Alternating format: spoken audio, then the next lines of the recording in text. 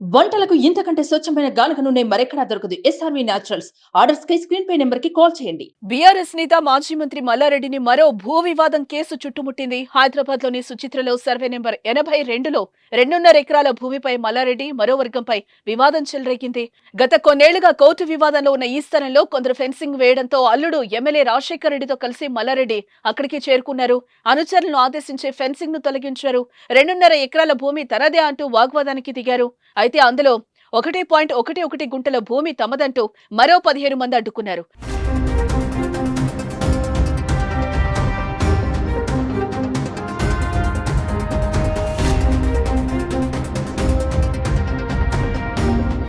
పరిస్థితి ఉద్రిక్తంగా మారుతూ ఉండడంతో పోలీసులు రంగప్రవేశం చేశారు.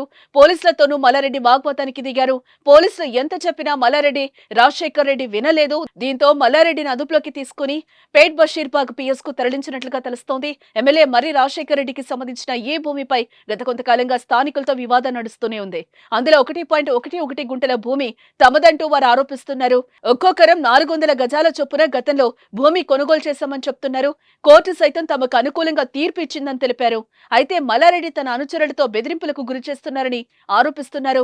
ఇప్పటికే పలు భూ వివాదాల్లో మల్లారెడ్డిపై ఫిర్యాదులు అందాయి. ఎప్పటి నుంచో మల్లారెడ్డిపై అనేక అక్రమాలు, అవినీతి ఆరోపణలున్నాయి. అలాగే తన అల్లుడు ఎమ్మెల్యే మర్రి రాజశేఖర్ రెడ్డికి చెందిన కాలేజ్ నిర్మాణాలను గతంలో అధికారులు కూల్చివేశారు. దుండిగల్లోని ఏరోనాటికల్ కళాశాల, ఎంఎల్ఆర్ ఐటీఎం కళాశాలలోని 2 శాశ్వత భవనాలు, 6 తాత్కాలిక షెడ్లను చెరువు స్థలంలో అక్రమంగా నిర్మించారనే ఆరోపణలుండడంతో అధికారులు వాటిని కూల్చివేశారు.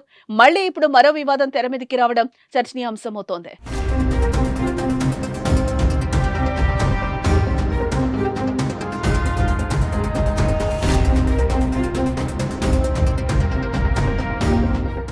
సుమన్ టీవీలో మీ పర్సనల్ అండ్ బిజినెస్ ప్రమోషన్స్ కోసం కింది నెంబర్కి కాంటాక్ట్ చేయండి.